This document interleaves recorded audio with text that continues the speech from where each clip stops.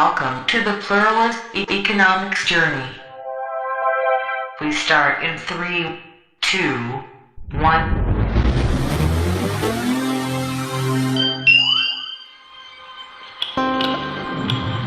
Traveling through time.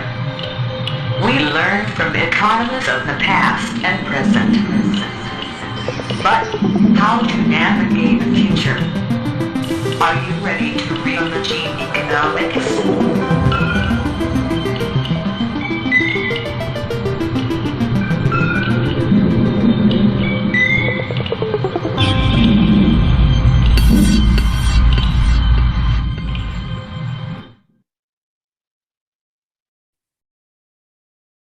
Welcome, everyone. Good morning, good afternoon, good evening, wherever you may be. We're excited to have you here to be a part of our Summer Academy for Pluralist Economics program.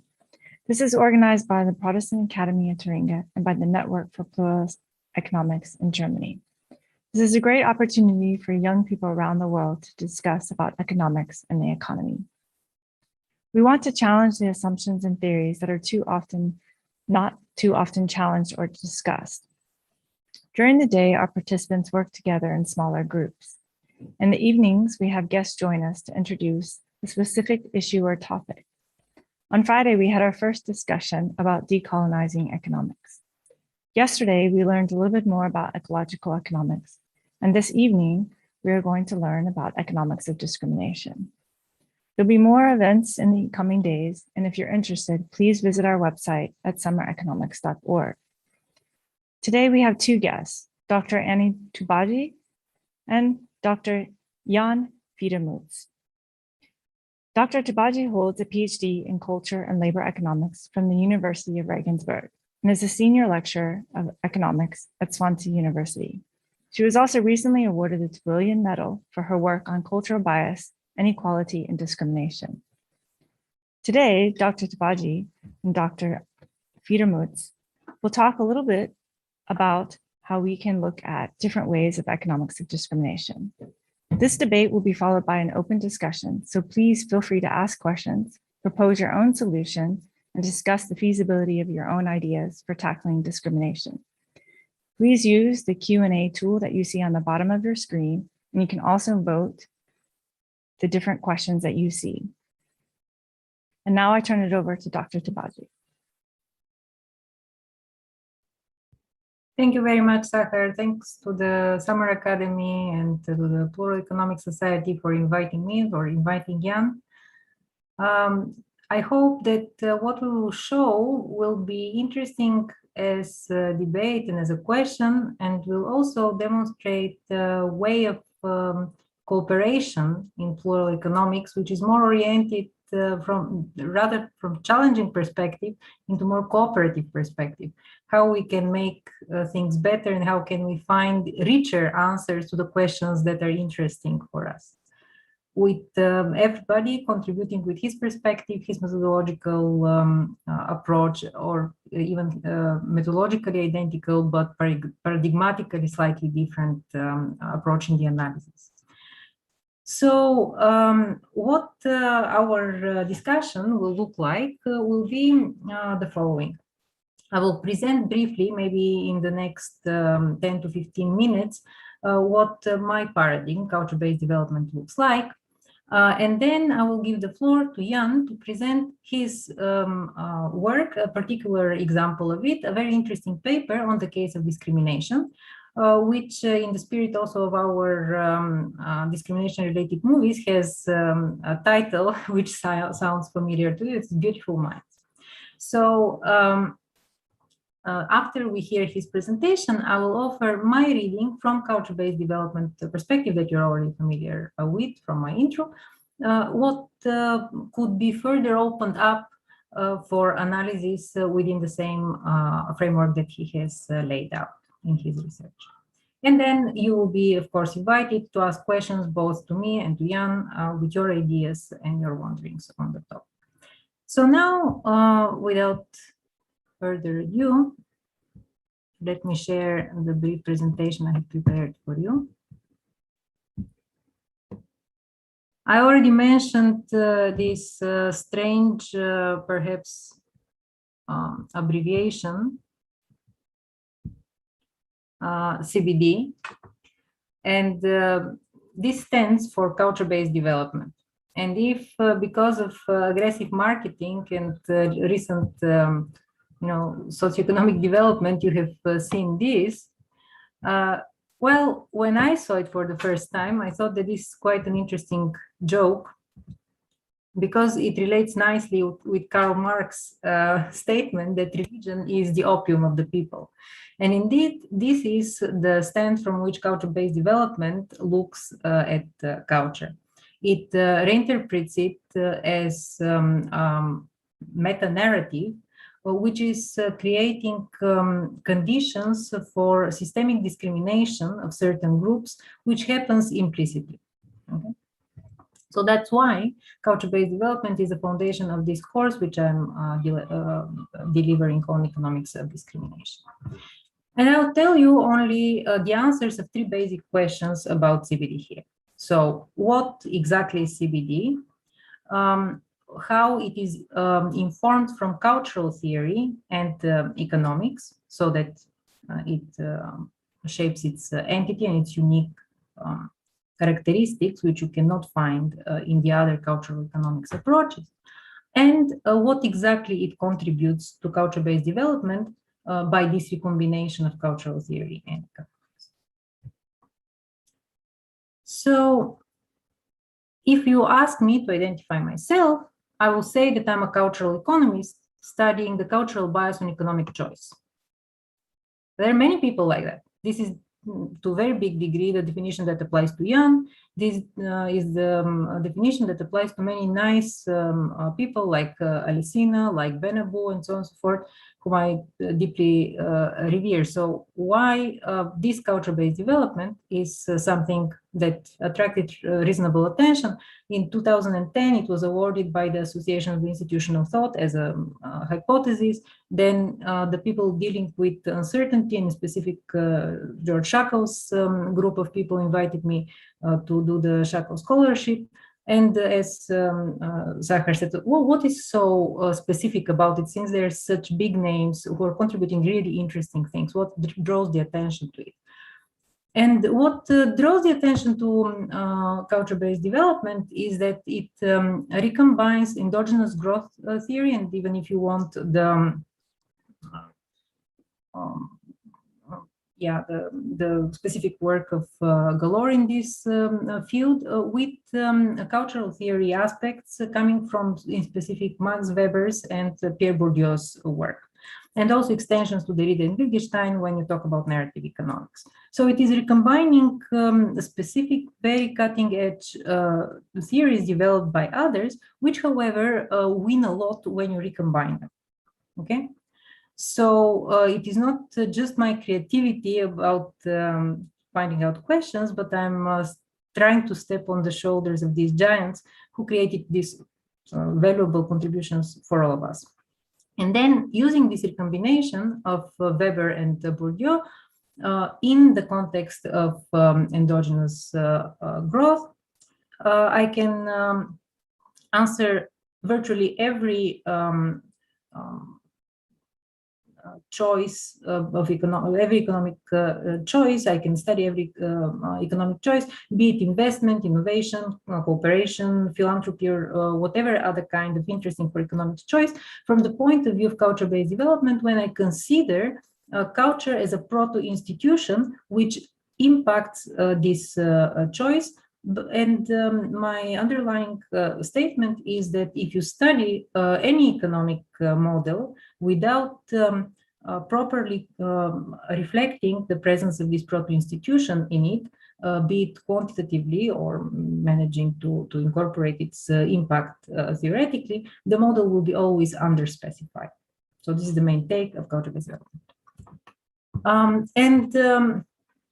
Then this is what culture-based development is in brief: a neo-Weberian paradigm that is interested in local cultural capital in order to explain the interaction between individual behavior and the behavior of the socio-economic system. And all these 4 things are unique in their own way, because of a particular neo-Weberian reading that I'm giving, reinterpretation of Bourdieu's local cultural capital, and then this question of how the individual and the local interacts, which is a challenge for all of us still in the economic field. So why it is neo-Weberian and why it is Bourdieu? So what is the cultural theory and economic benefit from that? There are many studies that say culture matters, but using Bourdieu's definition of what cultural capital is, we can see the dynamics within culture, and we can clearly identify it and quantify it. Identify it as entity and also quantify it afterwards operationally. So there is a thing which we inherit from the past, and this is the cultural heritage past in the cultural capital, which has the path dependence in it. And then there is the living culture, which is endogenous and which is subject to our investment and consumption of culture nowadays.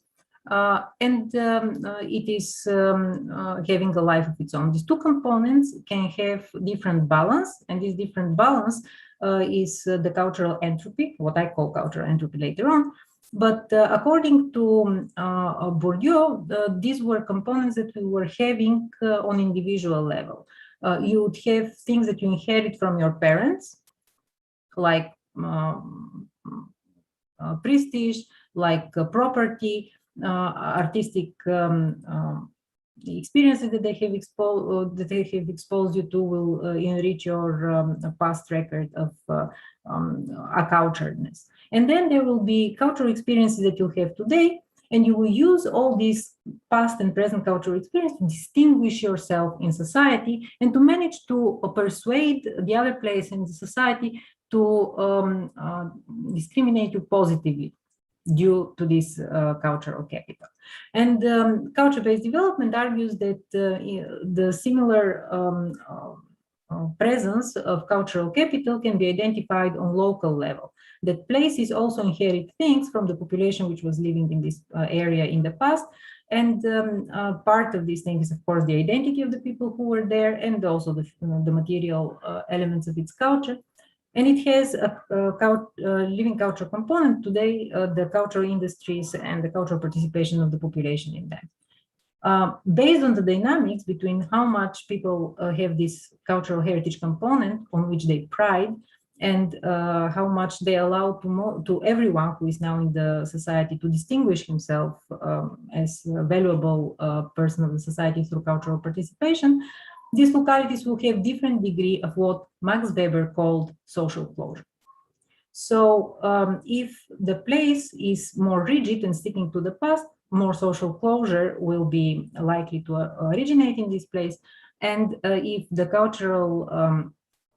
the living culture component is predominant, then the place is more prone to allowing for social distinction on the basis of your participation rather than your identity.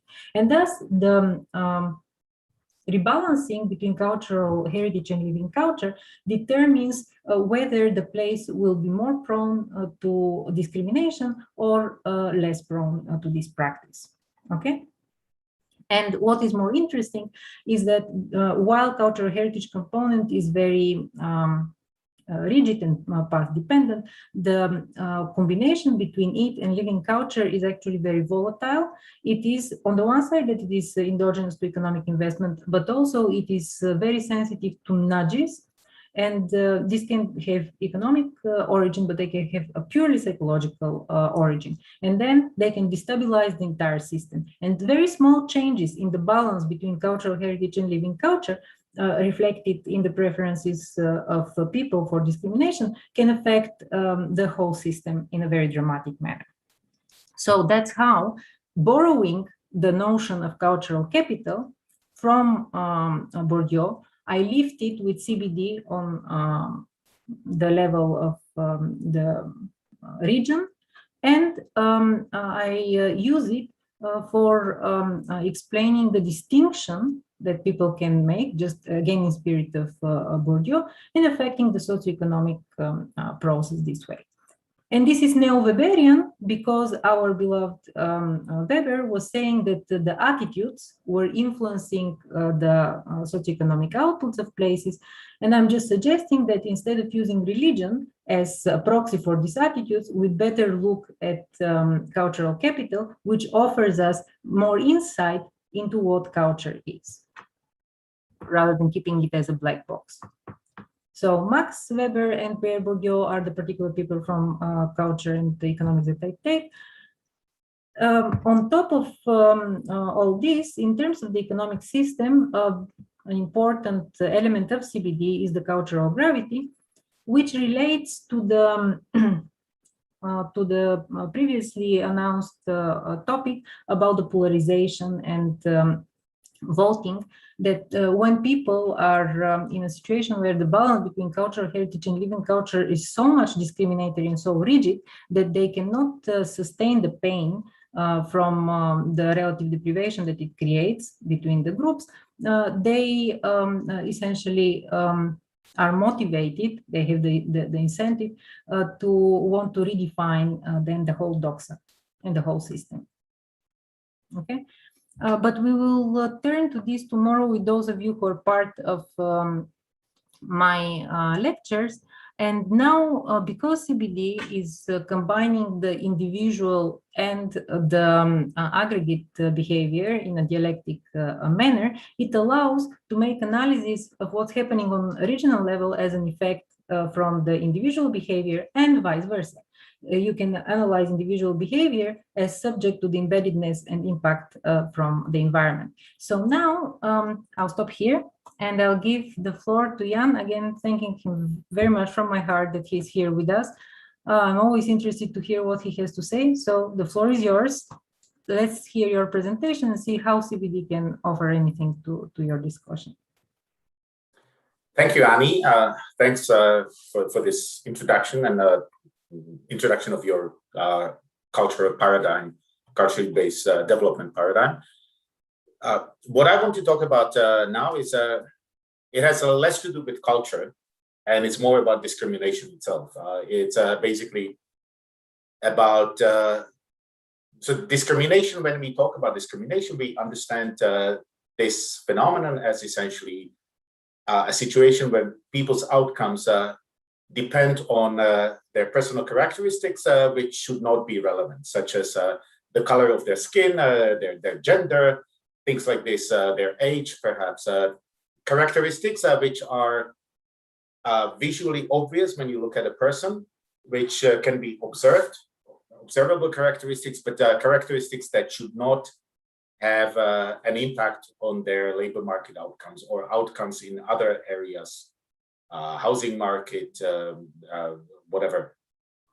And so I will be talking about a specific aspect of discrimination, or a specific source of discrimination, and this is discrimination based on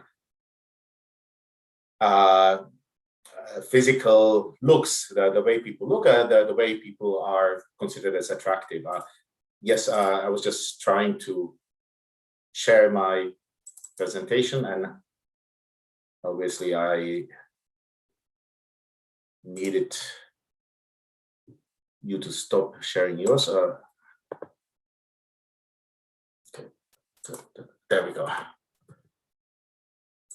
Right, so this is based on a particular paper of mine, which I call Beautiful Minds, and as Annie pointed out, we are borrowing here from a cultural inheritance that we have, a specific movie about John Nash, one of the most influential economists who got the Nobel Prize for his concept of the Nash equilibrium. And so this is a paper about discrimination in academia, discrimination when it comes to output of academic economists, such as John Nash, but also Annie and me and a lot of other economists. And I should say this is a joint paper with a former PhD student of mine, Buntarika Pafavasit, who was doing her PhD at Brunel University in London when both of us were there. And in the meantime, she has moved to Chiang Mai University in Thailand, whereas I am now at Université de Lille in France. And so essentially the question in this paper is whether the outcomes, research outcomes or research output that academic economists produce, or academics in general, whether this depends on their physical attractiveness, on their looks. And my paper is not the first paper to look into this. There's a number of papers that in economics that looked at the effect of physical attractiveness in the labor market in general. And the original paper, there's the first paper that addressed this question is by Daniel Hammermesh and Biddle. It's called the Biddle in 1994, where they found that in using North American data, people who were judged to be of above average attractiveness had what they call an attractiveness or beauty premium, and people who were of below average attractiveness had a penalty. And this resulted in a number of follow-up papers. So a number of other papers found that attractive people, physically attractive people, indeed have higher wages. But it goes beyond just wages. When people apply for jobs, it turns out that in some countries it's common to attach a picture on your CV. When you attach a picture to your CV and you send it as an application for a job, those people who look more attractive tend to get more callbacks, tend to get more invitations for a job interview. And so effectively better chance to get a job. There are other positive outcomes that are correlated with being attractive. Attractive people tend to be happier, more confident, are less likely to have mental health issues such as depression and anxiety. They tend to have better physical health as well. And obviously attractive people do better in the marriage market. They're more likely to marry at all. And if they do marry, or if they do not marry, indeed, attractive people tend to produce more children, more offspring. And so there's a certain benefit there. Even in the political sphere, there's a couple of papers that found that attractive politicians seem to do better when it comes to elections. And I suppose a lot of people in the audience are currently students. There is also a number of papers that find that attractive students tend to have better grades. And what is particularly interesting about these two papers, it seems that the second paper actually compares students who participated in a distance program with students who participated in a program that required physical attendance, and both were organized by the same university, and attractiveness translated into better academic results for the students who participated in physical form, not those who participated in distance learning. And not surprisingly, given that attractive people have all kinds of favorable outcomes that I just described, people try to improve their attractiveness. Again, there are some statistics in the EU. The average person spends, so the paper was published in the US, so they converted it into dollars. So it would be something like 150 euros, perhaps $160 per person per year on essentially beauty enhancing things. And this is things such as cosmetics, all kinds of makeup, lotions, and so on.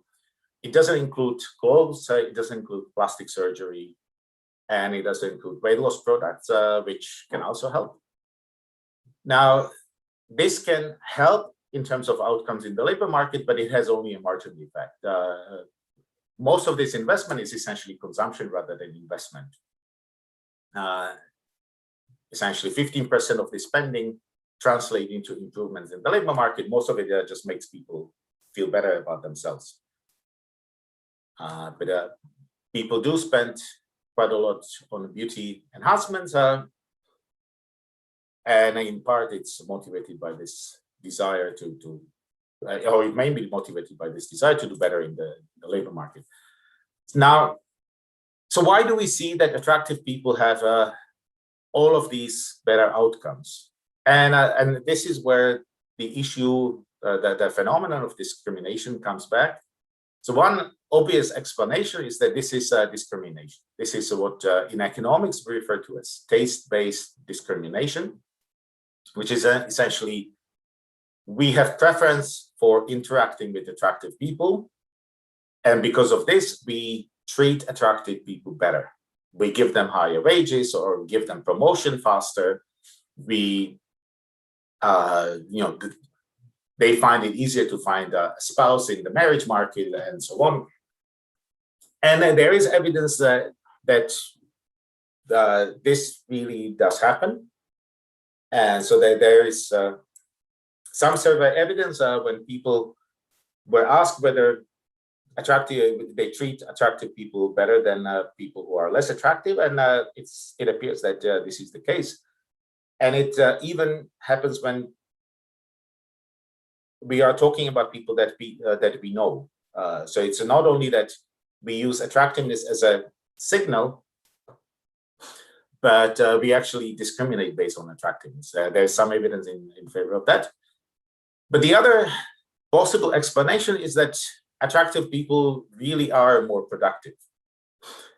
And there's again some evidence in favor of this. Attractive people are thought to have better properties. Sometimes they're thought as, generally they're thought as being more intelligent. And indeed, it might be the case that the physical features that we associate or that we interpret as attractiveness may actually signal some physical properties, such as being more intelligent. For instance, it may be the case that the features that we consider as being physically attractive are signals of better health. And again, this would be consistent with the fact that attractive people tend to have better both physical and mental health.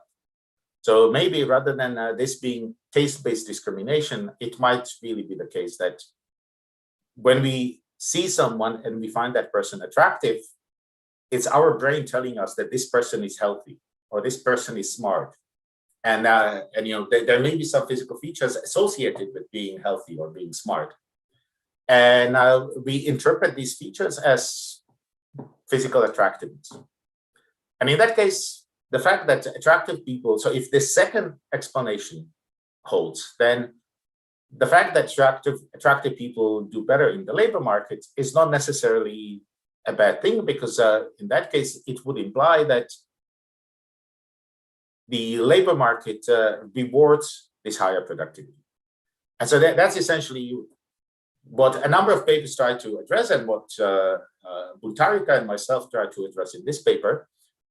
So one way to address this issue is to look at professions where physical looks, the way people look, would be particularly important. And so if discrimination is important, then the attractiveness premium should be stronger in those professions where physical attractiveness really is immediately obvious when you meet a person. And so in that case, it potentially can have an impact. So for instance, when you call your bank and you get transferred to a call center, you speak to a person, but you don't see this person. So you can't really tell whether this person is attractive or not.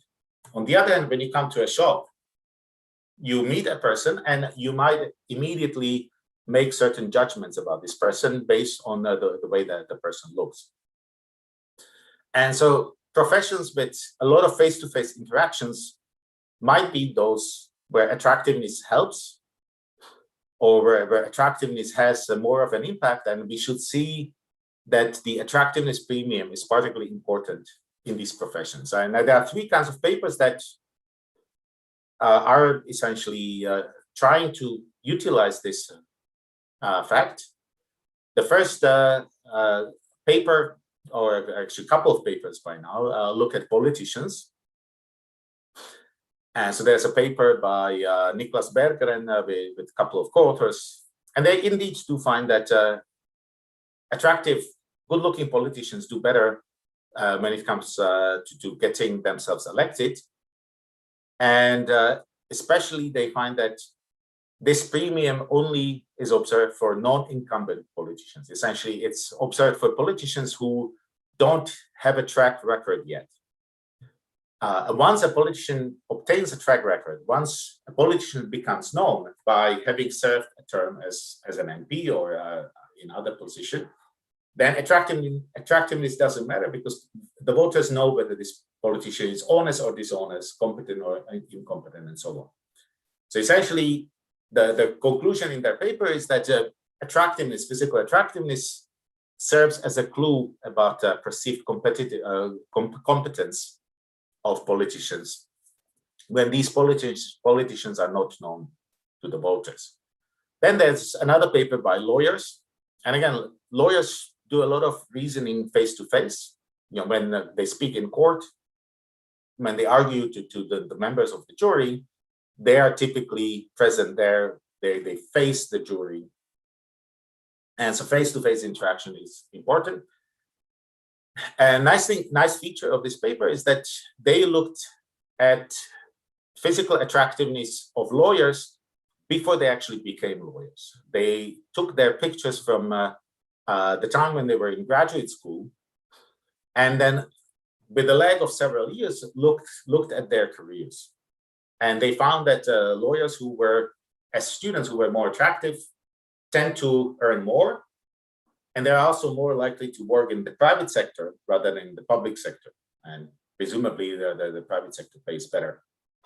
And then the last profession where attractiveness and face-to-face interaction is important is prostitution. And there's a paper on this as well. And again, this paper finds that attractive prostitutes earn more than those who are less attractive. And this is because of two effects. One is that they have more customers. And then when they have a customer, the customers tend to pay them more as well. And so basically, these papers suggest that in situations where face-to-face interactions are particularly important for the labor market outcomes, physical attractiveness actually does matter quite a lot. Now, what do we do in our paper? We look at a profession where face-to-face interactions, or we look at a context where face-to-face interaction should not be important. And so we look at academic research, and more specifically, academic publishing. And academic publishing is an important part of being an academic. There's this expression that people oftentimes use, publish or perish, which essentially means when you become an academic, you need to publish papers. If you don't publish papers, then nobody will know you.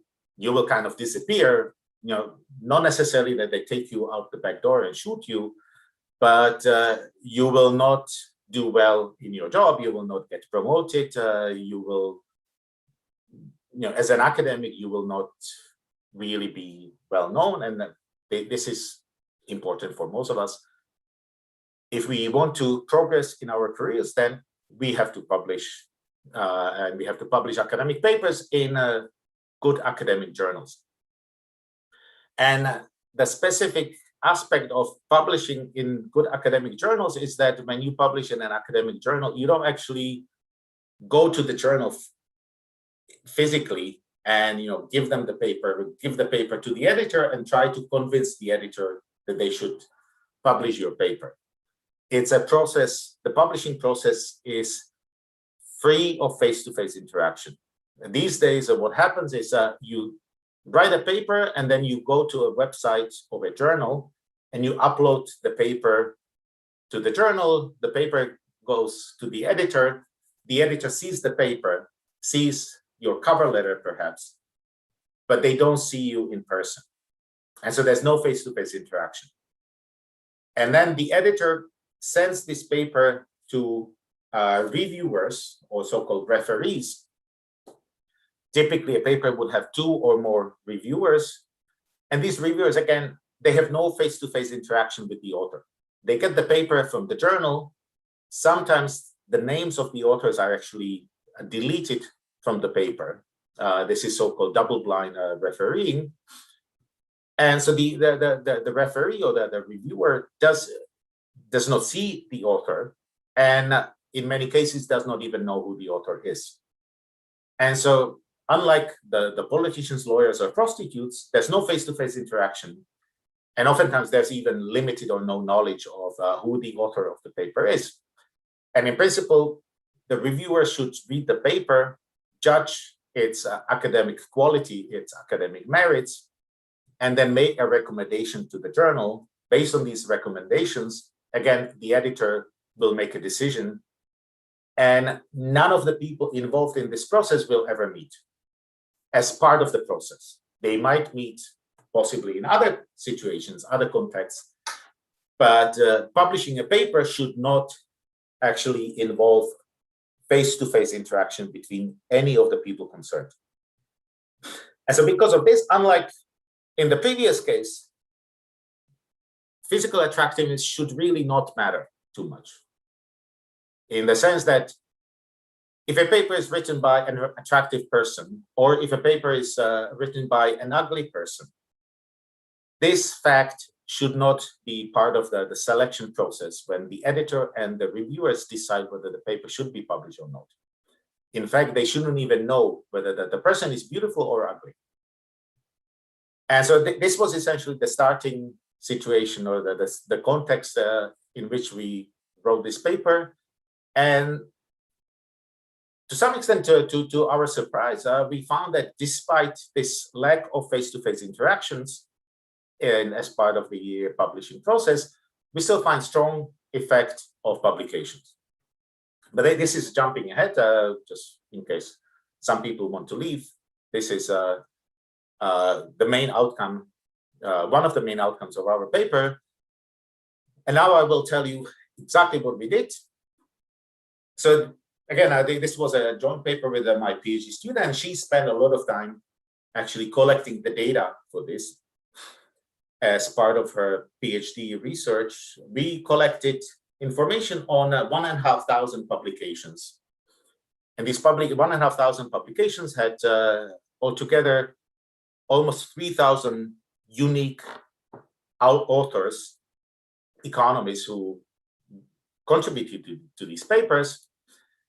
And we selected these 1,500 publications as basically we collected information on all papers published in 2012 in 16 selected journals, where we more or less randomly selected journals so that there would be basically journals differ a lot with respect to their quality. Some academic journals are very highly perceived as very selective, of very high quality. Some journals are not so high in terms of their quality and selectiveness. And we wanted to have essentially a broadly representative sample of all journals. So that the way they're listed here, they start with the best journals, and we go on to some journals which are less selective, less highly perceived. And so again, we have 16 academic journals, all falling broadly within the discipline of economics. And again, my PhD student, Buntarika, collected all papers. She collected information on all papers that were published in the 16 journals in the course of 2012. Now, how do we measure the quality of a publication? And there are various ways. One is to look at the number of citations. And so we collected citations.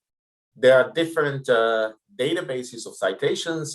We use two of them. One is Scopus, which basically counts citations only in other published papers, papers that were published in journals, in other academic journals of sufficient quality. Basically, it's a database, and not all journals are included in this database. And the second source was Google Scholar, and this is essentially anything that Google Scholar considers as a publication. So here, a paper of average quality will have a lot more Google Scholar citations than Scopus citations, because the bar to be included in the Scopus database is much higher than the bar to have a citation counted by Google Scholar. Then we had two lists ranking journals according to their quality. One is the so-called Kiel list. This was a list that used to be quite influential in the UK. Kiel is a university in the UK, Kiel University, and the people at this university compiled a list of journals which were relevant for economists. And now it's not so influential, but a couple of years back, a lot of people were looking at this list when they wanted to evaluate publications of others. And the other ranking was Excellence in Research for Australia, which was essentially a government body in Australia that created a ranking of journals for the purpose of allocating research funding in Australia. So this is, one is kind of informal list maintained by a number of people within the profession. The ERA list is something that was created by a government institution. And so by combining these two, or by including these two, we wanted to have a balance of how members of our profession perceive themselves and how they're perceived by the people who give them money, essentially. And then the third measure of productivity is impact factor. And this is essentially, impact factor is a number published for each journal and regularly updated. And this tells us how many citations each paper gets if it gets published in this particular journal. So that means essentially the citations are specific to each paper, each article that we considered. The journal rank and impact factor reflect the quality of the journal, but not the article. And a paper published in a journal with high rank or high impact factor, some papers can have more citations than other papers, obviously. And so this we used as measures of productivity.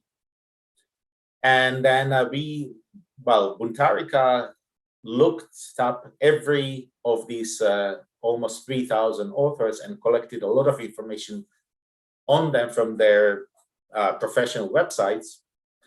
And most importantly, if these people had a picture on their professional website, she saved the picture. And this is what we used to rank, to rate their attractiveness. But she also collected a lot of information from the author's CVs. And I'll give you some indications. Once we had all this information, we created surveys where we asked a number of people to rate the attractiveness of the individual pictures. And so this is what the survey would look like. You would get a picture of one of the academics whose publication was included in our database. And I actually don't know who this person is. And then, so this was an online survey, and you would rate them from 0, essentially being least attractive, to 10, being strikingly attractive. Better put your picture then, or of your co-author, in order not to have sensitivity. Yeah, maybe. And so we did this. Each picture was evaluated by 20 evaluators. So Buntarika, again, spent a lot of time trying to convince a lot of people to look at these pictures and give us their evaluations. We collected some information about the evaluators as well. So we know their age, whether they're male or female, what is their ethnicity, what is their education, and so on. This is basic information on the evaluators. Sorry. And so since Buntarika was a student at the time, majority of the evaluators were other students, so they were relatively young. they were roughly equally split between males and females. Buntarikas from Thailand, and so East Asians account for roughly half of the evaluators. And again, because she was a student at the time, she was asking a lot of other students, so the evaluators have on average quite high education. We have a lot of evaluators who had a master's degree or a bachelor's degree, and quite a few who have a PhD as well. And slightly less than half of them were students at the time. Now, in principle, we were a bit worried whether this might be a problem, because whether norms of physical attractiveness are culture specific, but it actually appears that it doesn't really depend. There's a number of papers which compare the notions of attractiveness across different cultures, and they seem to be quite universal, so that this shouldn't really bias our results. These are the average values of the various variables that we found in our data. Maybe the most interesting one is that the average academic had slightly less, on a scale from 0 to 10, the attractiveness of the average academic was less than 4. So essentially, academics by and large are not seen as being very attractive by students, at least. We know how many citations the average academic had. In the Scopus database, the average paper was on average cited a bit less than 6 times. On Google Scholar, a bit less than 30 times. The average paper was published in a journal of a rank of approximately 3, and both of these ranks, both of these list of journals, the values go from 1 to 4. So basically, yeah, so on a scale from 1 to 4, the average rank was roughly 3. The average impact factor was 1.3. So the average paper was published in a journal where each article attracts on average 1.3 publications, or 1.4 publications. Then we combined these productivity measures into two composite measures, and for that we rescaled each of these so that the maximum value that we observe is 1 and the minimum value is 0. So that, because otherwise, you know, on Google Scholar, that the maximum value is 616 and the maximum value of impact factor, for instance, is 5. As I said, Buntarik also collected a lot of information about the authors from their CVs. And so we know that only 17% are women. And this is not unusual for publications in economics. Economics, despite Annie being in charge of this session, but a lot of economies are actually males. For some reason, it's difficult to attract women to our profession. And so, you know, this low share of women is unfortunate, but it's not unusual. Well, you know, there is a different interpretation of whether they cannot be attracted or they cannot be allowed, but this is another topic related to discrimination. It could also be discrimination, indeed, yes. The average author finished their undergraduate degree in 1992 and finished their PhD in 1999. We computed their work experience as the number of years after their PhD. And so the average author had roughly 13 years of experience after PhD.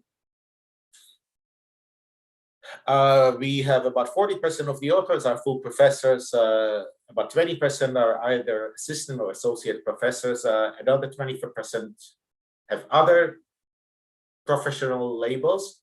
These could be either postdocs or researchers, or These are people working in institutions such as the European Commission or the OECD, where they don't have academic ranks, but they would be research economies or whatever. We also judged each picture to decide what is the ethnicity of the author. And so this was to some extent subjective. 80% of the authors who published in these articles were white. And so basically, again, it's a somewhat unbalanced profession, and we could discuss whether this is, what is the reason for so many white academics being in this discipline. We also ranked the, we also identified the country of origin of each academic. Now, this was, we don't necessarily know where these academics were born, but we know where they did, where they obtained their undergraduate degree. And most people study in their country of birth, and then if they obtain a postgraduate degree, that may happen in another country. So we don't necessarily know whether all of these people were born in the country where they did their undergraduate degree, but probably the vast majority of them obtained their undergraduate degree in the country where they were born. And almost 80% of them originate from high-income countries. So this is one way of presenting what we call descriptive statistics. Probably a lot of you are wondering, what does the most attractive economist look like? I can show you this as well. So, ta-da! This person was ranked as most attractive in the sample. And actually, originally, I wanted to show the three most attractive male and female economists. But I wanted to do it with their permission. So I emailed all of them. So I emailed the three most attractive females. And number 2 and number 3 replied promptly and said, thank you very much for letting me know about this. So I told them, we've done this research, and you were ranked number 1 and number 2 or number 3 as the first, second, or third most attractive economist. Would it be okay if I use your picture and your name in the paper? And so number 2 and number 3 said, of course, this would not be appropriate. I hope you understand. Number 1. Of course, if you have any kind of understanding of female psychology, you'll understand this is the only answer you'll receive. Yeah, number 1 never got back to me. And so because of this, I feel that it's not entirely inappropriate that I show the picture, but given that she didn't specifically give me her consent, I'm not able to tell you who this is. But this is the most attractive economist in our sample. So out of almost 3,000 economists, this is the most attractive economist. She published her paper in the American Economic Review, which is a very good journal. And then number 2 and number 3 also published in very good journals. We have another American Economic Review and then European Economic Review. And again, on a scale from 0 to 10, the 3 most attractive females received on average more than 7 from our evaluators. And now, I didn't joke inside. I know that I'm interrupting wrongly, but I think that Stefania Stancheva would have been the most beautiful one by all means. And sorry, but that's biased. Sure. I also asked the 3 most attractive males whether they would mind if I use their pictures and their information in our paper. And unlike the women, they all got back to me and said, yes, of course, no problem. So, here you have a cultural aspect, how men and women approach these kind of issues. So these are the 3 most attractive males in our sample. And here you can also see their names. And again, the most attractive males ranked 7.5, and the other two roughly 7. And so then we use econometrics, so basically statistical analysis to evaluate how our measure of beauty, again, from 0 to 10, correlates with productivity. And we do this by means of regression analysis, and that basically allow us to account for the effect of beauty alongside anything else that could potentially affect attractiveness, such as gender, ethnicity, country of origin, and so on. And so to show you the results,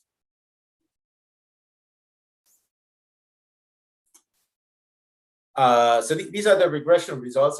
Basically, I don't know how many of you are economists, but the way usually this is done in economics is that when we have these little stars, that indicates that this is statistically significant. And the more stars you have, the better. So the variable we were interested in is this one, the average beauty score, average attractiveness score, and it's strongly significant throughout our regressions. We used slightly different methods, ordinary least squared and quantile regression, but I don't think I have enough time to explain the differences, but basically there is a strong and statistically significant correlation between being attractive and publishing good papers. We wanted to see whether gender plays a role, and it's not very strongly significant. In some regressions, it's significant, but not very strongly. In other regressions, it's not significant at all. So essentially, women don't publish papers that are any worse than men. Despite being underrepresented and possibly discriminated against in our profession, they don't seem to do worse in terms of publishing. We had some ethnicity effects. People of South Asian ethnicities seem to publish more. So these are people who basically visually appear like Indians, Pakistanis, or Bangladeshi. And then there's a very strong impact of country of origin. So when we have dummy variables like this, there's always an omitted variable, which in this case is high income country. Being born in anything else other than a high income country means that people are getting an undergraduate degree in anything other than a high income country is statistically significantly associated with publishing worse papers. And this may be potentially the effect of these people being disadvantaged in various ways. What is also very strongly significant is the number of co-authors. So team size is how many people participated in writing the paper, and for every additional co-author, you tend to improve the quality of your publication. And that's more or less it. So this is the composite measures of productivity. We also looked at citations alone, because citations, as I said, are specific to each paper. And again, we find significant and very strong effects of attractiveness. We have a similarly strong effect of the number of co-authors. Being a woman doesn't seem to matter. Again, being from a low-income country seems to matter as well, and so on. We were wondering also whether people are judged differently with respect to their attractiveness, depending on whether they're males or females, or depending on what is their ethnicity. And so we also wanted to see whether the effect of attractiveness is different for women or for different ethnicities. And by and large, there are no differences in the sense that attractiveness is important for the quality of publications, but it's important for the quality of publications in the same way for men and women, for whites, blacks, South Asians, East Asians, or Middle East and North African individuals. This is from quantile regressions. Essentially, what this shows you is that the impact of attractiveness seems to be more important if you publish in journals of, or if you publish papers of average and high quality. It's less important for not so good publications. Now, so how much does attractiveness matter? And so with these regression results, we can compare essentially if you would move from, in terms of your attractiveness, if you would move up or down by 1 point on this scale from 0 to 10, what is it equivalent to in terms of the other characteristics? And so moving up by 1 point on this scale in terms of attractiveness has a similar impact on the quality of publication as having one extra co-author. So again, the average attractiveness in our sample was a bit less than 4. And so if you go from average level of 4 to 5, it will be associated with the better quality of your publication. You could achieve a similar improvement if instead of making yourself more attractive, you would find an additional co-author. Similarly, we can say that the difference between having an undergraduate degree from a low-income country and having one from a developed country is equivalent to falling almost 3 beauty points on our scale. So these are quite substantial effects. And then we wanted to see how robust are these results. And here we, as robustness checks, the first thing that we looked at was, so one possibility was we have people who are young and people who are older in our sample. And it's possible that older people are judged as being more or less attractive than young people. So one possibility was, one robustness check was to include only people of roughly the same age. Now, we don't actually know the age of the authors included in our sample, but we know when they got their PhD. So to have people of similar age, given that most people get their PhD when they're in their late 20s or early 30s, we included only authors who had up to 10 years of post-PhD experience. And so this would essentially mean that most of the authors included in this subsample would be younger than, let's say, 40, or less than early 40s. Then some papers have more than one author, and we included all authors in the analysis, which might potentially contaminate the results because the same paper is included with an author who may be very attractive and another author who is less attractive. So we also took only one author per paper, and in this case, we would take whichever author was listed first as in the list of co-authors. And then as a last extension or last robustness check, we we controlled for journal quality when looking at citations. So essentially to see whether people who publish in good journals still get more citations because they're attractive. And so these are the results of these robustness checks. When we included only professionally young authors, it makes no difference. The effect of attractiveness is the same as before. When we only include the first author of each paper, again, it makes essentially no difference. When we include the journal quality in the analysis, basically as an experimental variable, you can see that journal quality is an important determinant of citations.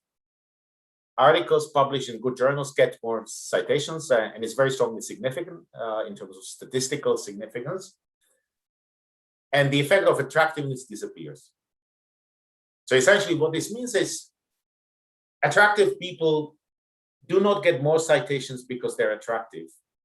They get more citations because they publish in good journals. So it's not the effect of attractiveness as such, it's really the effect of publishing in good journals. And that brings me to my conclusions. So let me summarize first what we found. We found that in this context, which should be largely free of face-to-face interactions, we nevertheless find very strong impact of physical attractiveness on the quality of publications. We find that attractive authors publish in better journals and they are cited more often. And this effect, again, disappears when we control for the quality of journals where people publish. So in other words, once you publish in a good journal, you don't necessarily get more citations simply because you are more attractive. Now, what does this mean, this last result? One interpretation is that this is indeed evidence of discrimination as part of the publication process. So this could be, for example, the case that when an editor gets a paper, say when Annie sends a paper to a journal, the editor will look up her webpage, and consciously or subconsciously, he or she will be biased because Annie has a picture on her webpage, and the editor will make certain judgments based on that. And the outcome of the publication process will reflect this conscious or subconscious bias. The same thing can happen in case of the reviewers. The reviewers can again look up the author of the paper, see the picture on her website, and create a bias as part of the review process. Another explanation, which I personally find more compelling, is that it's not necessarily that the publication process is biased. It's the whole process of academic career progression and indeed education may be biased. So it's not necessarily that attractive authors do better because editors look them up, Google them, and see their picture. The bias has already been created a long time before this because attractive individuals may get admitted into better schools at undergraduate or postgraduate level. They may be favored by their colleagues. They may be favored by their PhD supervisors. They may do better in the job market. And job applications in pre-corona times were very much in the academic sector. When you apply for an academic job, you do have face-to-face interaction. You come and give a presentation in the school to which you applied, the institution to which you apply. You attend an interview, and they see you. And whether you look attractive or not may influence their judgment of whether they decide to hire you or not. It's possible that attractive academics are more successful in terms of attracting research funding from their own institution or from external sources of funding. And again, some of these, some processes of attractive publications do involve face-to-face interactions. And in this way, attractive researchers may get a benefit. So it's more likely that this bias, this positive impact of attractiveness, is essentially something that becomes part of everybody's academic career essentially early on, and it stays with them for most of their professional lives. Now, as a final note, we also have a second paper where we look at the impact of attractiveness on outcomes of top researchers. Specifically, we look at researchers who were predicted to get the Nobel Prize. And as a sort of a silver lining against somewhat negative message of this paper that I just presented, in the paper on potential Nobel Prize laureates, we find that being attractive is not an advantage when it comes to getting the Nobel Prize. More likely, it actually seems to point in the other direction. So normal academics like Annie and I do get a benefit if we look good.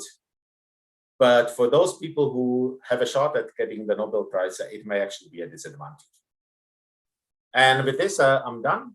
And I see that there were a number of questions. So yes, thank you. That was very enlightening. And we actually have several questions from several students. And I guess to even tie in Annie's discussion about CBD, I would be very curious to kind of present the first question is, how exactly does then CBD then contribute to modern economics and understanding these issues? And I think we have quite a few questions from the students then that will then follow up, leading to understanding those contributions to economics related to race and discrimination and other issues. So Annie, I'll turn the floor to you.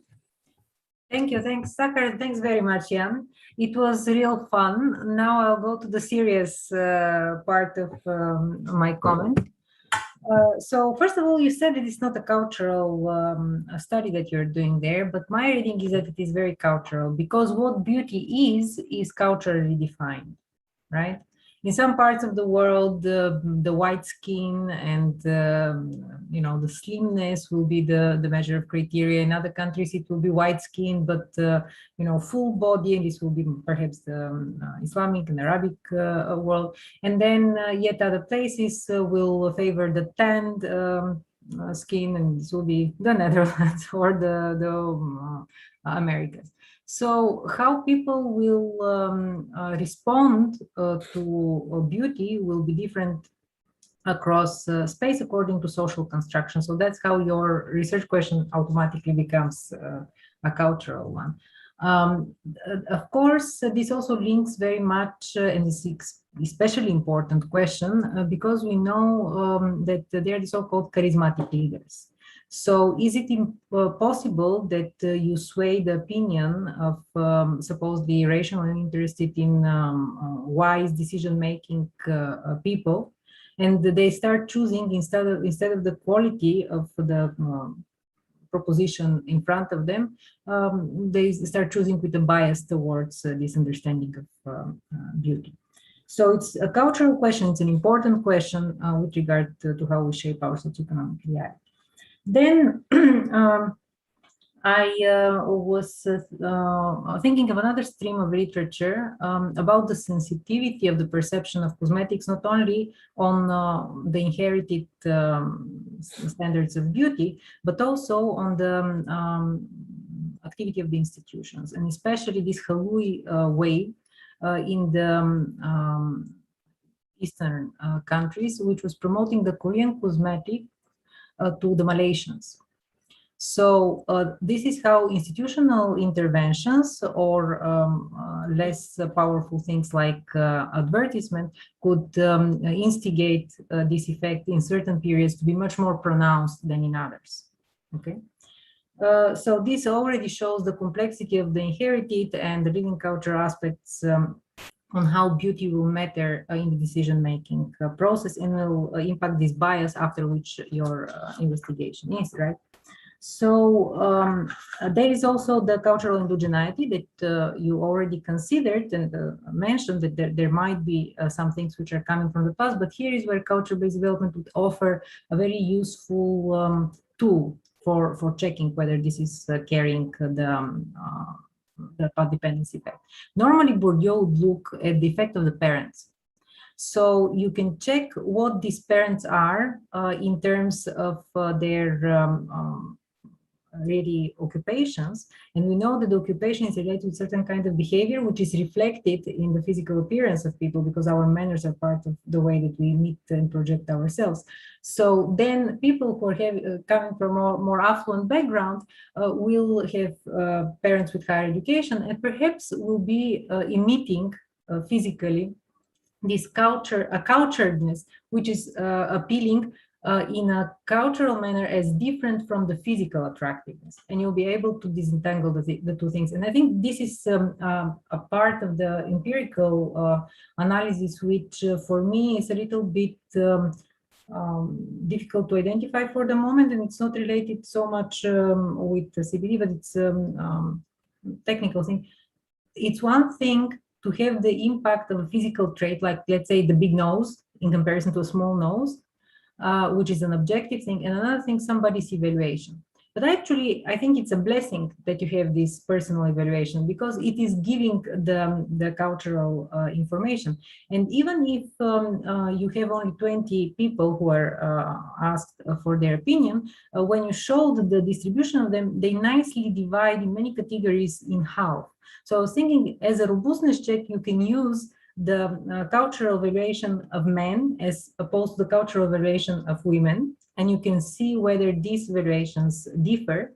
And you can divide also the samples of researchers, the sample of researchers this way, to see when women evaluate women and when women evaluate men. So there will be a gender discrimination pocket there, and also there will be a different response, because if you had sent this question to the men and they agreed, and you sent to the women and they disagreed that you showed the things, it is because also you were a man contacting them. So it was a different response that could have been elicited if it was your co-author sending the same emails. So maybe the ladies would have agreed more readily there. And then, and this is a lot of cultural etiquette which is related to this, which seems implicit, but then impacts the whole result of your request, and also it might result in the effect of the analysis. So Annie, I have a follow-up question to that, because we have about a dozen questions from students, and it kind of goes in line with what you just said. So with this approach, can you then account for, like as a beauty control for race, the perception of race? And I had another follow-up question from a student then that also wanted to understand who are emitting those judgment values for beauty. And, you know, can you make the group diverse in terms of skin color, income as well, when you're kind of doing this type of analysis? Would that also then contribute to answering some of these challenges?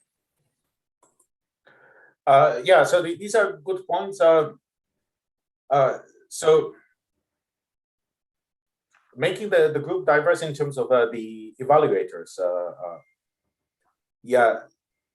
So this would be good, but it was actually really a mammoth task to get these evaluations. So we had 20 people evaluating each picture.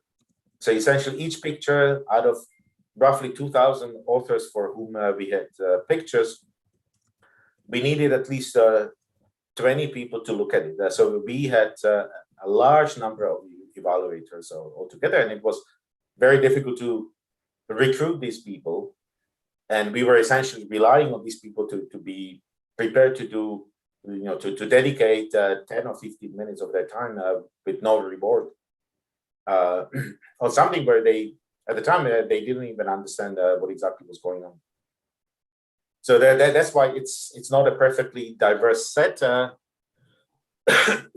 but again, there's a number of papers in the literature that do find that norms of physical attractiveness are highly universal across different cultures. So actually, what Annie mentioned, you know, the whiteness of the skin is quite uniformly seen as being a good feature across all cultures, perhaps with the exception of people living in countries with a white majority and being relatively rich, where we actually go into quite some lengths to try to I think there's also an age effect here. So certain generations are much more fond of these than others.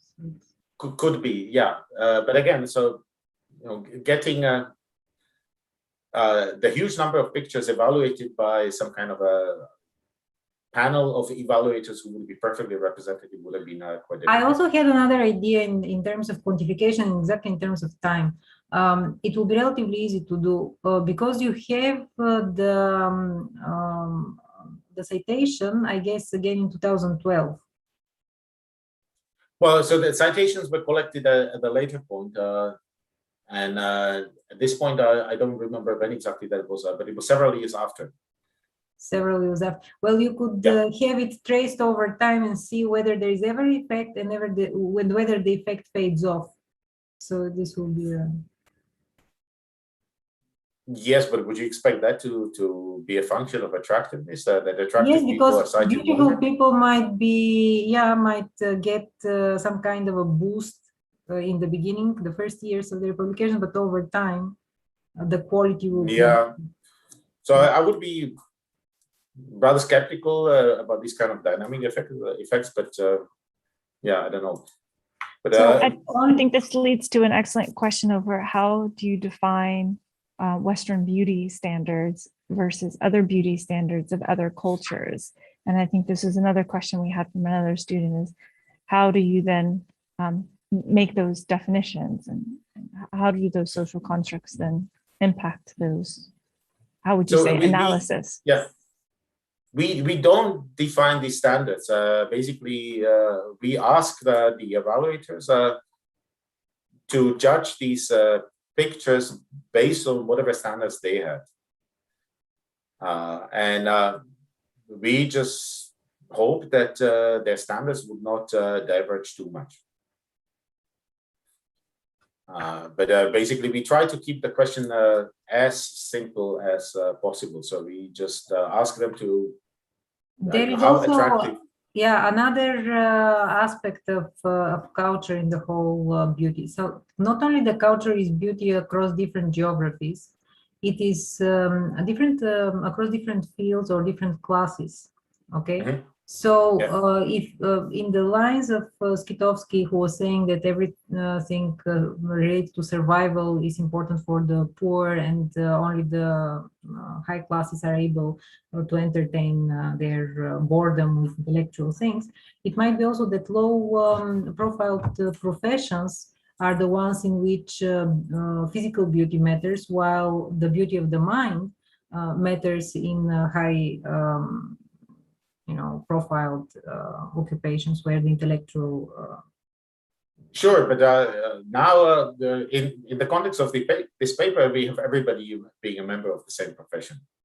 Yeah, but in the context of your comparison with those streamlined ones and then the noble ones, the whole story knits up along this. Well, yeah, but even then, the actual and potential Nobel Prize winners are all academics or scientists. So, we have a reasonably uniform sample. I would say they and the people from the top journals are in the high ranks, and then the normal researchers are in the low ranks, and then that's why for the high ranked ones, the beauty of the mind prevails, while the beauty of the body prevails for the lower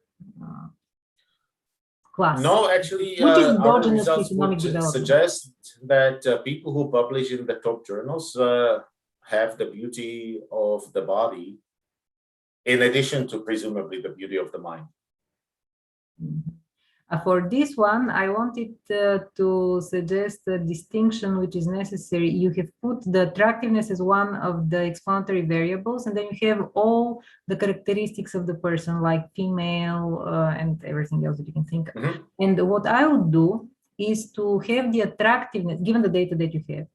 You have the attractiveness, and then the attractiveness to be explained by all the characteristics that the person has, plus eventually some kind of instruments such as the parental origins, or if you can tease out, again, maybe automatically from the reading with some AI, the body characteristics, and let's say big nose, big eyes, this can be easily coded, right? And then you can tease out the physical beauty and the cultural evaluation of this beauty, and then use it in the second equation and see what is the. So basically. So, yeah, this kind of descriptive analysis could be done, except for the parental background, because we don't have that information, and it would be very difficult to find it. In the sense that people can look me up and they can find my professional website, which has a lot of information about me, but very little information about my parents. And I think most academics would be the same. So, based on the information which most academics have on their websites, you wouldn't know who has, You can know the ethnic belonging kinds of of the origin. parent according to the linguistic characteristics of the name. And you can distinguish in this way. Linguistic characteristics of the name. Yeah, if it is a Slavic name, it's a person who is Slavic. If it is, Dutch name, it's a person who is from Holland. It is, Well, yeah, but you can still have, you can have a Dutch academic with parents who were blue-collar workers, and you can have another Dutch academics whose parents were. Oh, of course, you can't have all the information about the parent, but some information can be imported in there. Yeah, but I would be afraid of introducing a lot of subjective bias into this kind of analysis. It is much better to put the physical characteristics to distinguish how the evaluation is sensitive to physical and physical. I was kind of scanning the questions, and I'm aware of running out of time. But somebody asked whether the evaluators were evaluating people of the opposite gender, and the answer is no. Given that most of the authors were a male, we had males and females evaluating essentially random subsamples of the pictures. So we would have males evaluating males, we would have males evaluating females, and females evaluating males, and so on. And there's a question about subjectiveness, and beauty standard is necessarily subjective. So what was the percentage of women in among the co-authors, among the authors of the 17%. 17? Yeah, so 1/7. So basically 1 out of 6 roughly. So it's small, but yeah. Somebody asked about the impact of race, and so I cannot tell you. So basically what Annie suggested to have a kind of a descriptive regression explaining attractiveness by age, race, and other characteristics that we could have done, but we haven't done it. But it's a good suggestion. I can't tell you whether white people are judged as being more attractive than, say, black people, or the other way around, which would be entirely subjective as a result. You can actually add also as explanatory variables in this descriptive thing the characteristics of the evaluator, and this will completely wrap it up. And yes, but then we have 20 evaluators for each picture. Basically, each of these average beauty scores is an average of 20 evaluations. Yeah, okay, you can have fixed effects per evaluator, or you can put the evaluator to put things like gender of evaluator, age of evaluator. That's what I mean. Yeah, that could be done. Interesting things to open up, and I'm sure that this paper will attract many, high-level people. So it will be the people from the American Economic Review that will be interested in it, the Nobel laureates that will be interested in this other paper of yours. So it will be a body of research that will generate a lot of attention. It's interesting. So there was a question whether POC were included. I assume POC stands for people of color, and so we didn't select the authors based on their ethnicity. We wanted to have a kind of very rigid criterion, and so we selected people who published in those 16 journals in a given year. Again, it was roughly 80% of the authors who were white. So there were people of color there, but they were a minority. And this reflects more or less fairly the average structure of this profession and the economics profession who publish in these journals, which all publish in English. So there is a Western bias. We didn't look at Chinese journals that publish in Chinese or, I don't know, South African journals that may publish in whatever languages, or Brazilian journals, where presumably there would be more people of color, but by and large, the journals that we included are those that seem to be more influential for the profession as the profession at large. These country-specific or region-specific journals tend to have less impact. And I was wondering, as a last question from me, is there a possibility to gather information for the editors? Because the same way like your evaluators, the editors will be differently biased according to that is a good point, but so essentially, my interpretation of the results is that there is a bias where attractive people have essentially an inherent advantage in this process, but it's not necessarily part of the publication process. It's probably part of their entire careers as academics. So if anything, we should probably have more blind assessments in the academic sector, where people, for instance, when people are selected for jobs, part of the evaluation perhaps should be blinded, where you look at the CV, but you don't know who is the author. They're blinded for the referees, but not for the editors. And it will be very interesting to, actually you can write yet another paper, whether the discrimination there is based on gender. Because most editors are male, so then is there something which is coming from that? And there is one paper, I don't know if you have already included it in your literature, just didn't mention, but it is a selection of musicians according to how they play, and then according to how they play without being seen and with being seen. Yeah, blind auditions. And women do a lot better in blind auditions than in auditions which are not blinded.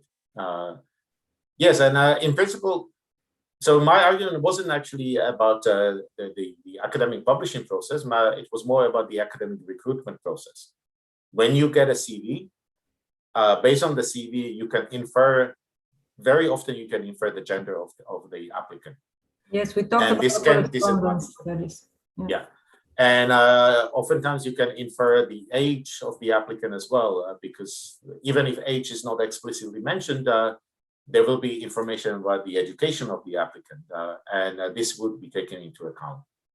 So as a policy recommendation, I would suggest that at least part of the recruitment process should be blinded, whereby all of the identified information, such as information revealing age, gender, ethnicity, and so on, should be removed from the documents that the evaluators get to see, so that they're not biased. And that would be equivalent to the blind auditions in orchestras. And I was also thinking something else. Isn't it that in academic circles, it's not only that others evaluate them as ugly, but it's also not appropriate to accentuate your physical beauty. So if I go to a conference in a really, overstated manner, this won't be appreciated.